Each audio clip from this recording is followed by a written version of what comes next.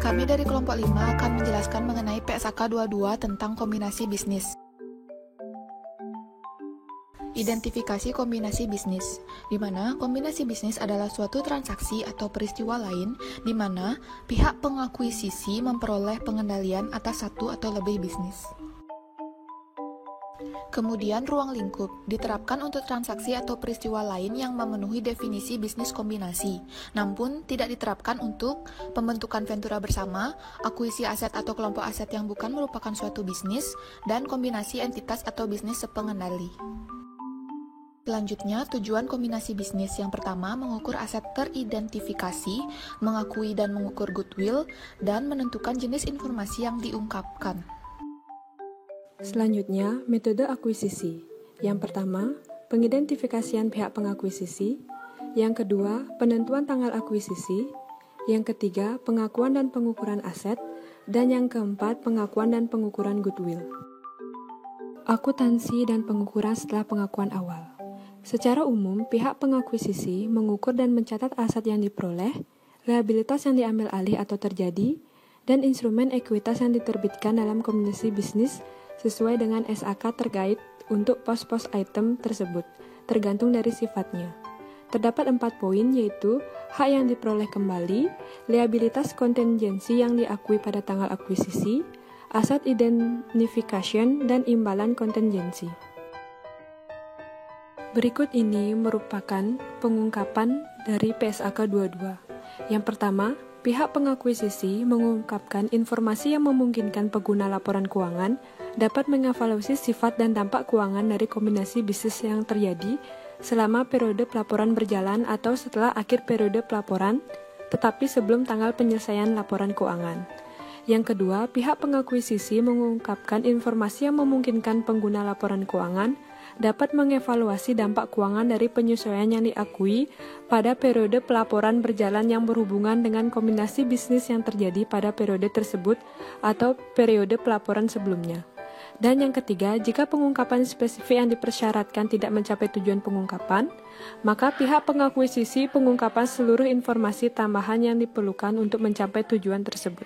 Selanjutnya yaitu tanggal efektif. Pernyataan ini diterapkan secara prospektif untuk kombinasi bisnis yang tanggal akuisisinya pada atau setelah awal periode tahun buku, yang dimulai pada atau setelah tanggal 1 Januari 2011. Terdapat 5 ketentuan transisi pada PSAK 22. Yang pertama, goodwill negatif yang diakui sebelumnya, yaitu jumlah tercatat goodwill negatif dihentikan pengakuannya dengan melakukan penyesuaian terhadap saldo laba awal periode tahun buku 1 Januari 2011.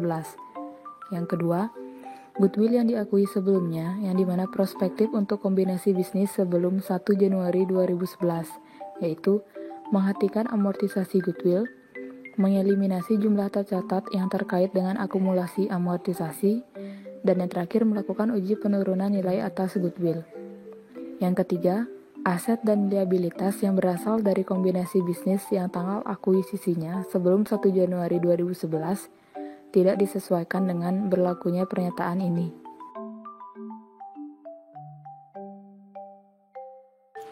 Keempat adalah pajak penghasilan, yaitu pengakuisisi menerapkan PSAK 46 secara prospektif. Kemudian pengakuisisi mengakui perubahan dalam aset pajak tangguhan sebagai penyesuaian laba atau bukan jika disyaratkan dalam PSAK 46.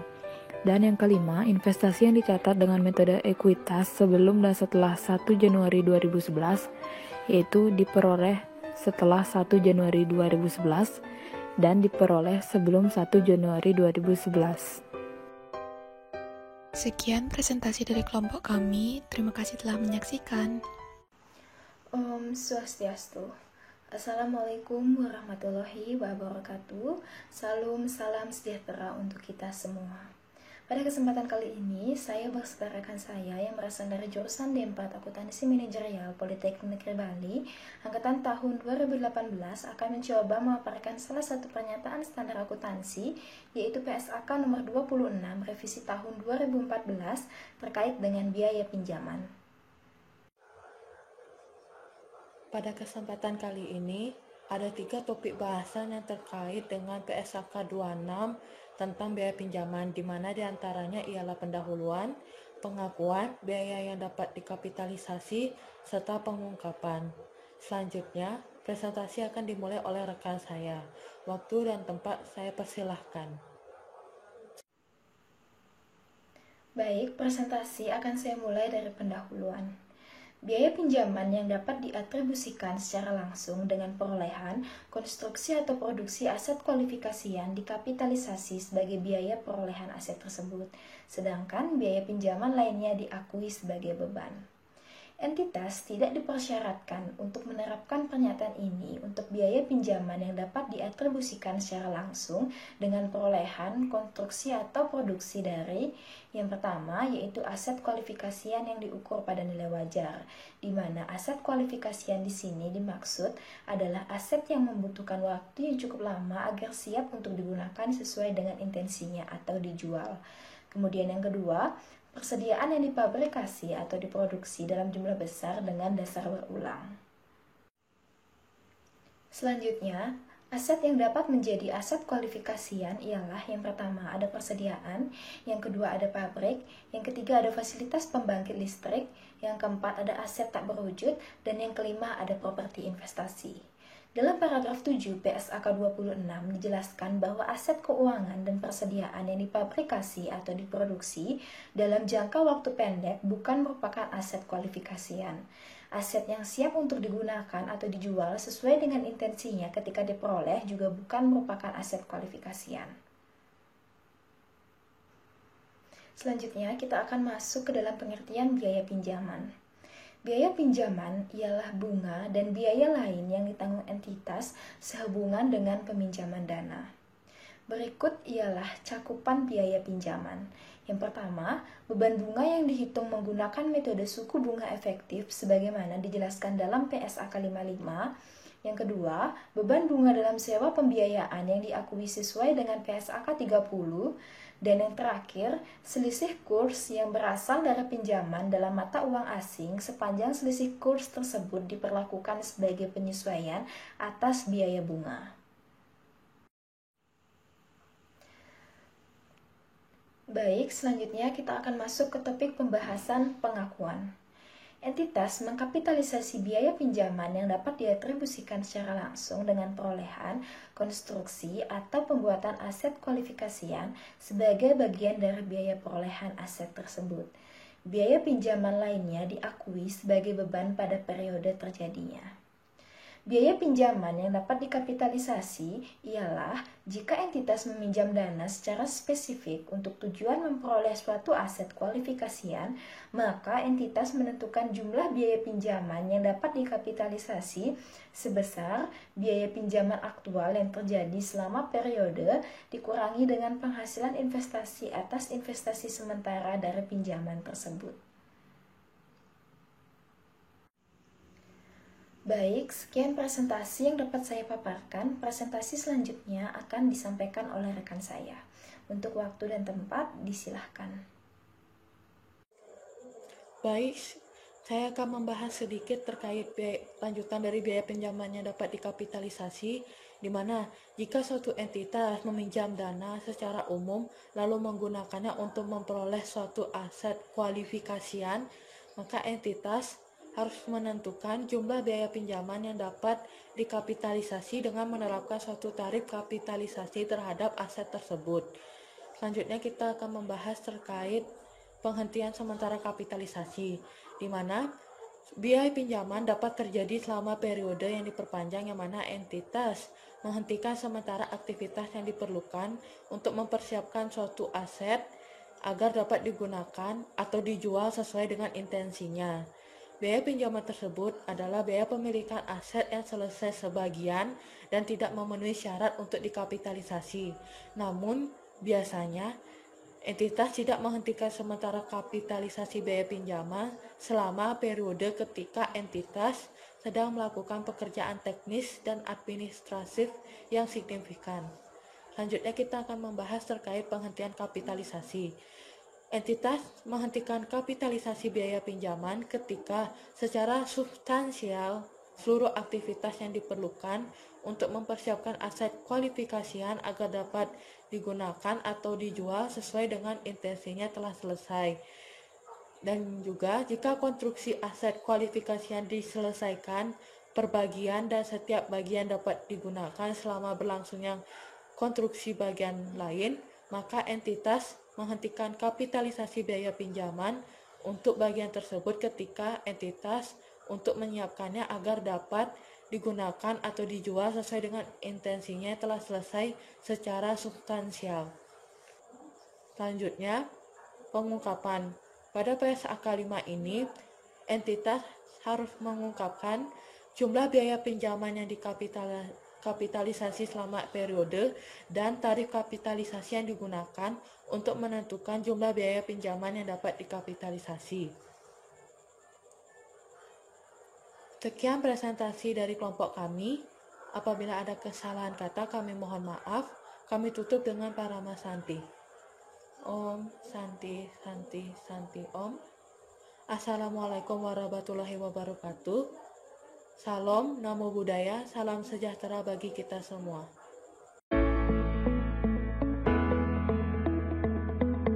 Om Swastiastu, kami dari kelompok 5 akan membahas mengenai PSAK 22 yaitu kombinasi bisnis. Halo, perkenalkan, nama saya Dea Mirayani, NIM 039, nomor absen 7. Saya Kade Indra Pramana-Yogi, NIM 075, absen 12. Saya Kade Ayu Indri Prabawati, NIM 105, absen 16. Topik pembahasan yang akan kami angkat mengenai PSAK 22 kombinasi bisnis yaitu yang pertama tujuan, selanjutnya ruang lingkup, identifikasi kombinasi bisnis, metode akuisisi, pengakuan, pengukuran, pengecualian dari prinsip pengakuan dan pengukuran, pengecualian dari prinsip pengukuran, pengungkapan, dan terakhir ilustrasi. Yang pertama itu tujuan. Tujuan dari kombinasi bisnis ini sendiri yaitu mengukur aset dan liabilitas, mengakui goodwill atau keuntungan dari pembelian diskon, menentukan jenis informasi yang diungkapkan. Yang kedua itu ruang lingkup, yang mana diterapkan untuk transaksi atau peristiwa lain yang memenuhi definisi bisnis kombinasi, tidak diterapkan untuk yang pertama pembentukan ventura bersama, akuisisi aset atau kelompok aset yang bukan merupakan suatu bisnis, dan yang terakhir kombinasi entitas atau bisnis pengendali. Kemudian selanjutnya itu identifikasi kombinasi bisnis, yang mana kombinasi bisnis adalah suatu transaksi atau peristiwa lain, yang mana pihak pengakuisisi memperoleh pengendalian atas satu atau lebih bisnis. Entitas yang bergabung diidentifikasi sebagai pihak pengakuisisi diantaranya, yang pertama yaitu mengalihkan kas atau aset atau menimbulkan liabilitas, menerbitkan ekuitas, ukuran relatifnya signifikan lebih besar, dan terakhir berinisiatif telah ada sebelum kombinasi. Selanjutnya itu metode akuisisi, yang mana entitas mencatat setiap kombinasi bisnis dengan menerapkan metode akuisisi diantaranya.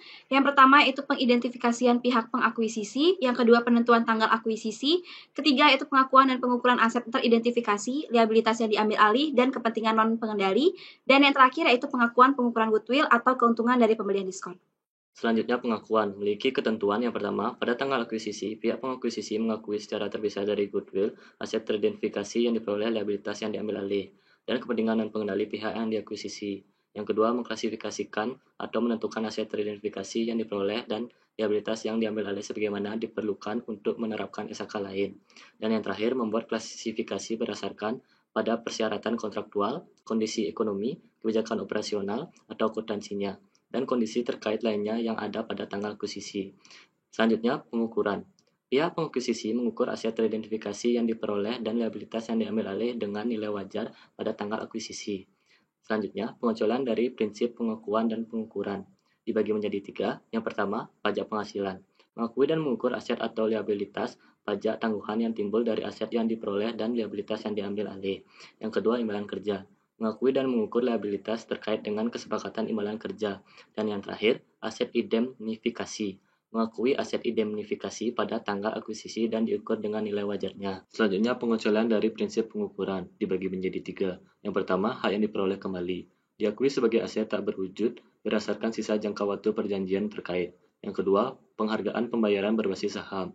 Mengukur instrumen liabilitas atau ekuitas yang terkait antara pembayaran berbasis saham, pihak yang diakuisisi dan pihak pengakuisisi. Dan yang terakhir, aset dimiliki untuk dijual. Mengukur aset tidak lancar yang diperoleh untuk dijual pada tanggal akuisisi. Yang selanjutnya adalah pengungkapan kombinasi bisnis. Untuk yang pertama, untuk semua penggabungan usaha, pengungkapan harus dibuat dalam laporan keuangan pada periode terjadinya penggabungan usaha, yang berisi nama dan penjelasan tentang perusahaan yang tergabung, metode akuntansi yang digunakan untuk menggabungkan usaha, tanggal efektif penggabungan usaha untuk tujuan akuntansi, operasi atau kegiatan usaha yang telah diputuskan untuk dijual atau diberhentikan. Yang kedua, penggabungan usaha yang merupakan akuisisi. Pengungkapan dalam laporan keuangan harus dibuat pada periode terjadinya akuisisi, yang berisi persentase saham, berhak saham yang diperoleh, biaya perolehan dan penjelasan tentang harga beli yang telah dibayar, sifat dan jumlah penyisian untuk beban restrukturisasi, dan penutupan beban pabrik yang timbul akibat akuisisi. Di slide sudah dicantumkan informasi tentang PT Melati yang membeli 80% saham kepemilikan PT Kenanga pada 2 Januari 2011. 8.000 lembar dengan harga 10 per lembar, nilai nominal saham 5 per lembar, nilai total aset bersih PT Kenanga pada tanggal akuisisi sebesar 80.000, dan berdasarkan informasi appraisal, nilai aset PT Kenanga dalam rangka akuisisi dinilai kembali dengan kenaikan sebesar 10.000. Dalam rangka akuisisi tersebut, dikeluarkan biaya konsultan akuntan sebesar 4.000, biaya registrasi akuisisi saham sebesar 2.000. Di slide berikutnya merupakan jurnal akuisisi dari PT Kenanga. Dijelaskan juga bahwa jumlah yang dibeli 80% sebesar 64.000 dan nilai wajarnya sebesar 72.000, goodwill parent sebesar 8.000 dan goodwill total sebesar 10.000. Untuk ilustrasi selanjutnya, PT Induk mengakuisisi 80% saham PT Anak. Aset yang diserahkan untuk akuisisi sebesar 1.200.000, non pengendali 20%. Nilai buku ekuitas PT Anak pada 1 Januari 2001 sebesar 1 juta, dan dalam akuisisi terdapat perbedaan nilai buku dengan nilai wajar sebesar 300.000. Untuk tanah sebesar 200.000 dan gedung sebesar 100.000. Laba anak selama tahun tersebut sebesar 200.000 dan dividen yang dibagikan sebesar 100.000. Dapat juga dilihat pada slide adalah aset lancar, aset tidak lancar, investasi pada PT Induk dan PT Anak. Dapat disimpulkan dari ilustrasi tersebut bahwa pengakuisisian dari perusahaan ke perusahaan lain atau anak perusahaan dapat memperbesar atau memperbanyak dari jumlah aset dan juga dapat memperhitungkan dari goodwill yang didapatkan. Ya, demikianlah pemaparan dari kelompok kami. Akhir kata kami tutup dengan Parama Santi. Om Santi Santi Santi Om. Om Swastiastu. Kami dari kelompok 5 akan menyampaikan materi PSAK 22 terkait kombinasi bisnis. Sebelumnya, izinkan saya untuk memperkenalkan anggota kelompok kami. Saya sendiri, Sagung Rati Trisna Dewi, yang kedua, Lusutarmi, dan yang ketiga, Niputu Dianovita Sri Savitri. Berikut adalah 7 topik yang akan kami bahas. Tujuan kombinasi bisnis. Yang pertama, meningkatkan relevansi, keandalan, dan daya banding dari informasi.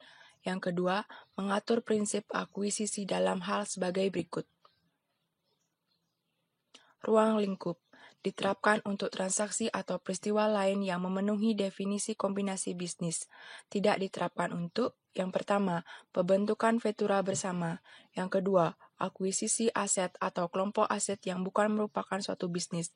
Dan yang ketiga, kombinasi entitas atau bisnis sepengendali. Identifikasi kombinasi bisnis dan metode akuisisi. Kombinasi bisnis adalah suatu transaksi atau peristiwa lain di mana pihak pengakuisisi memperoleh pengendalian atas satu atau lebih bisnis. Syarat dalam melakukan kombinasi bisnis adalah aset dan liabilitas yang diambil alih merupakan suatu bisnis. Metode akuisisi. Entitas mencatat setiap kombinasi bisnis dengan menerapkan metode akuisisi dengan syarat sebagai berikut. Prinsip pengakuan. Ketentuan pengakuan sebagai berikut. Prinsip pengukuran, yaitu mengukur aset teridentifikasi yang diperoleh dan liabilitas dengan nilai wajar pada tanggal diakuisisi. Pengecualian untuk pengakuan yaitu liabilitas kontingensi. Pengecualian untuk pengukuran yaitu hal yang diperoleh kembali, transaksi pembayaran berbasis saham, dan aset dimiliki untuk dijual. Sedangkan pengecualian untuk keduanya yaitu pajak penghasilan, imbalan kerja, dan aset indemnifikasi. Selanjutnya, pengakuan dan pengukuran goodwill dan keuntungan dari pembelian dengan diskon. diakui pada tanggal akuisisi dan diukur melalui selisih dari nilai agregat adalah goodwill. Mengakui nilai wajar tanggal akuisisi adalah imbalan kontingensi. Menilai kembali apakah telah mengidentifikasi dengan tepat sebelum mengakui keuntungan atau kerugian adalah pembelian dengan diskon. Diukur pada nilai wajar pada tanggal akuisisi adalah imbalan yang dialihkan. Pedoman tambahan untuk menerapkan metode akuisisi untuk jenis kombinasi bisnis tertentu, yaitu pertama, dilakukan bertahap, kedua, tanpa pengalihan imbalan, ketiga, periode pengukuran, keempat, penentuan bagian dari, dan yang terakhir, biaya terkait akuisisi. Akuntansi dan pengukuran setelah pengakuan awal yaitu hak yang diperoleh kembali, liabilitas kontingensi, aset indemnifikasi, dan imbalan kontingensi. Pengungkapan. Pihak pengakuisisi mengungkapkan informasi yang memungkinkan pengguna laporan keuangan dapat mengevaluasi sifat dan dampak keuangan dari kombinasi bisnis yang terjadi selama periode pelaporan berjalan atau setelah akhir periode pelaporan tetapi sebelum tanggal penyelesaian laporan keuangan. Tanggal efektif dan ketentuan transisi. Untuk tanggal keefektifan, PSAK 22 ini sudah efektif sejak tanggal 1 Januari 2011. Untuk ketentuan transisi, aset dan liabilitas yang berasal dari kombinasi bisnis yang tanggal akuisisinya sebelum 1 Januari 2011 tidak disesuaikan dengan berlakunya pernyataan ini. Goodwill yang diakui sebelumnya, perspektif untuk kombinasi bisnis sebelum 1 Januari 2011, maka entitas dapat menghentikan amortisasi goodwill, mengeliminasi jumlah tercatat yang terkait dengan akumulasi amortisasi sehubungan penurunan goodwill, dan melakukan uji penurunan nilai atas goodwill. Untuk goodwill negatif yang diakui sebelumnya, maka jumlah tercatat goodwill negatif dihentikan pengakuannya dengan melakukan penyesuaian terhadap saldo awal periode tahun buku 1 Januari 2011. Ketentuan transisi terkait investasi yang dicatat dengan metode ekuitas setelah 1 Januari 2011 dapat dilihat sebagai berikut. Untuk pajak penghasilan, pengakuisisi menerapkan PSAK 46 secara prospektif. Pengakuisisi mengakui perubahan dalam aset pajak tangguhan tersebut sebagai penyesuaian laba atau bukan jika diisyaratkan dalam PSAK 46. Sekian presentasi dari kelompok kami. Terima kasih atas perhatiannya. Kami tutup dengan Prama Santi. Om Santi Santi Santi Om. Kami dari kelompok 5 akan menjelaskan PSAK 22 tentang kombinasi bisnis. Sebelum menuju ke materi, izinkan kami memperkenalkan anggota kelompok yang terdiri dari Nimade Winda Arisanti nomor absen 03, Nikoma Citamela Arisanti nomor absen 21, Putu Agus Yuki Ananda nomor absen 24. Kombinasi bisnis memiliki tujuan untuk meningkatkan relevansi, keandalan, dan daya banding dari informasi yang disampaikan entitas pelapor dalam laporan keuangannya mengenai kombinasi bisnis dan dampaknya. Ruang lingkup dari kombinasi bisnis yaitu dikhususkan untuk transaksi atau peristiwa yang memenuhi definisi kombinasi bisnis. Identifikasi kombinasi bisnis. Bila suatu transaksi atau peristiwa lain baik aset yang diperoleh atau liabilitas yang diambil alih merupakan suatu bisnis, maka dinyatakan kombinasi bisnis. Dan bila aset yang diperoleh bukan dari suatu bisnis, maka dinyatakan akuisisi aset. Selanjutnya, metode akuisisi. Pertama, pengidentifikasian pihak pengakuisisi, yaitu salah satu dari entitas yang bergabung diidentifikasikan sebagai pihak akuisisi. Contohnya, entitas yang mengalihkan kas atau aset.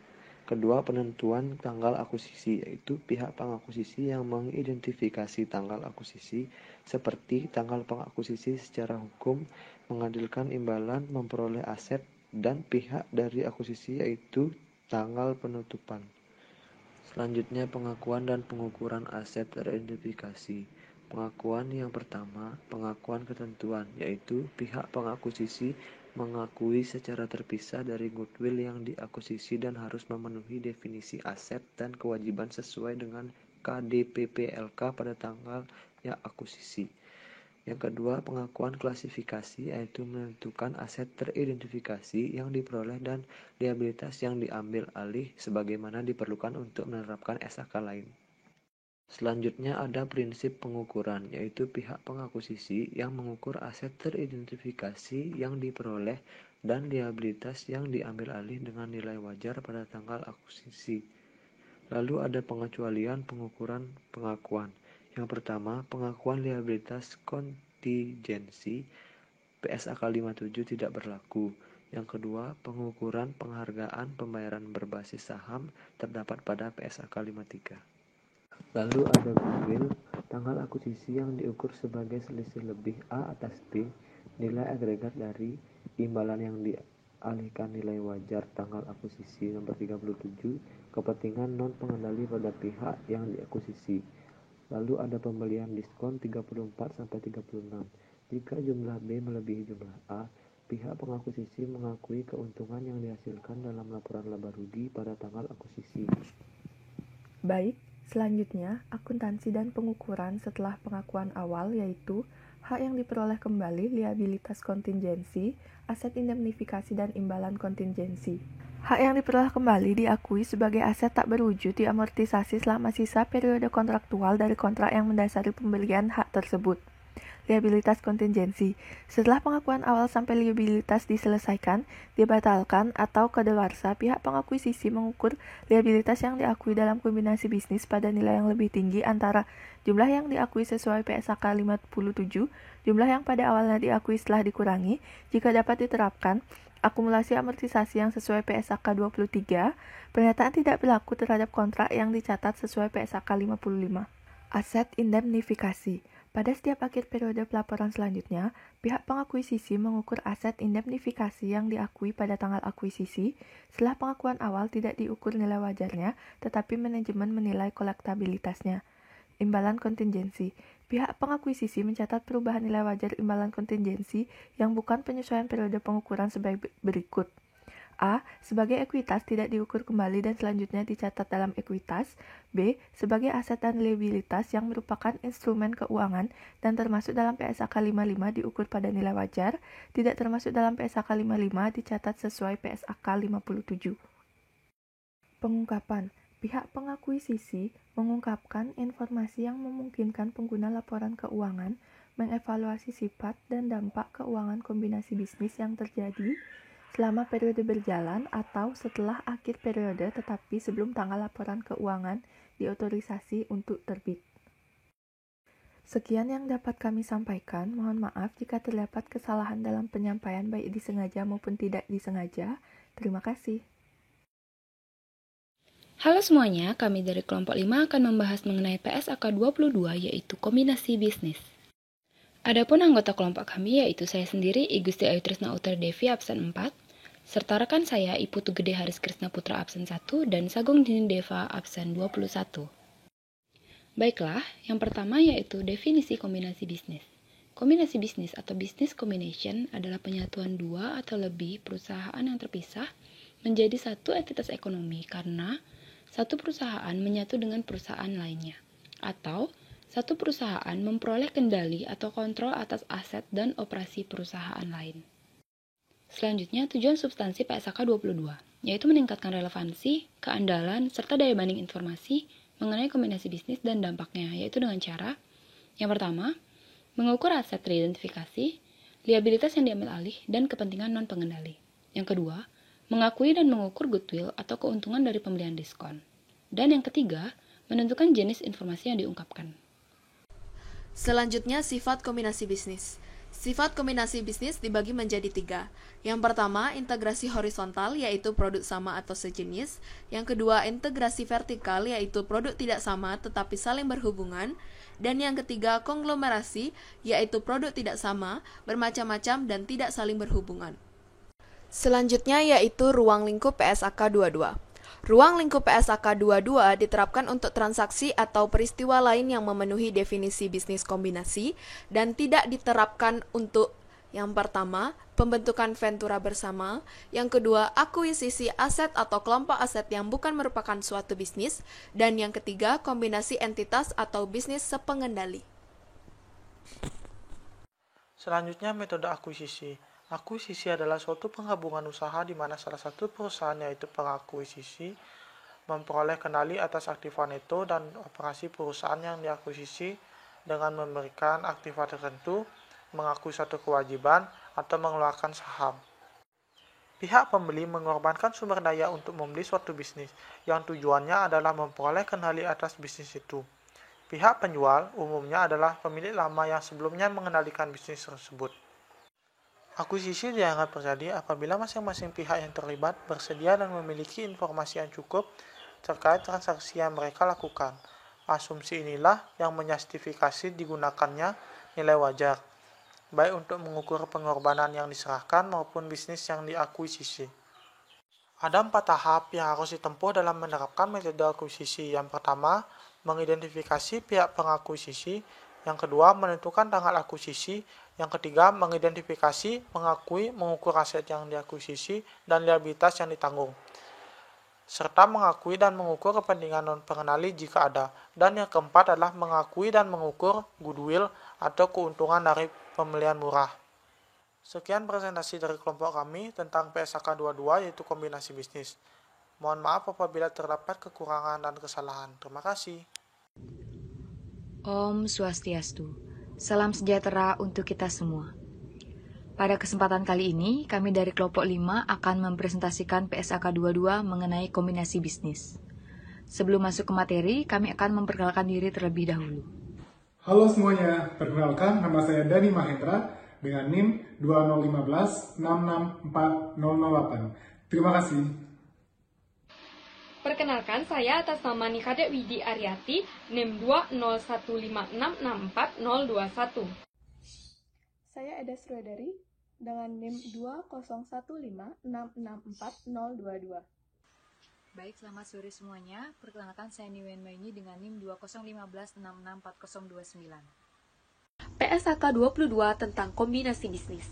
Bisnis merupakan suatu rangkaian terpadu dari kegiatan dan aset yang mampu diadakan dan dikelola dengan tujuan memberikan hasil dalam bentuk dividen, biaya yang lebih rendah, atau manfaat ekonomi lainnya yang secara langsung kepada investor atau pemilik, anggota, atau peserta lainnya.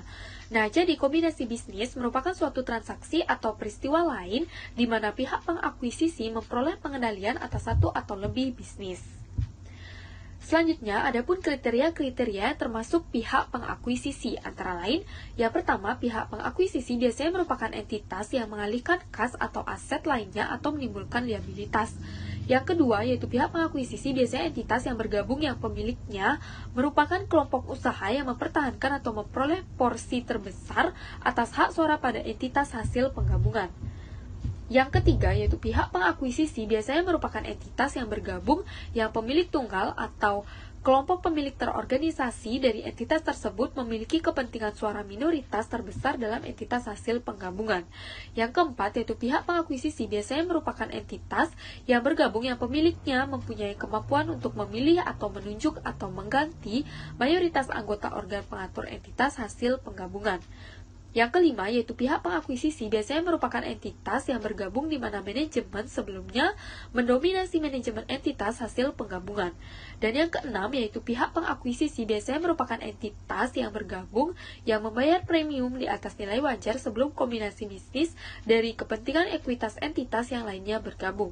Selanjutnya, saya akan membahas tentang tujuan dari PSAK ini. Ini bertujuan untuk meningkatkan relevansi keandalan dan daya banding dari informasi yang disampaikan entitas pelapor dalam laporan keuangannya mengenai kombinasi bisnis dan dampaknya.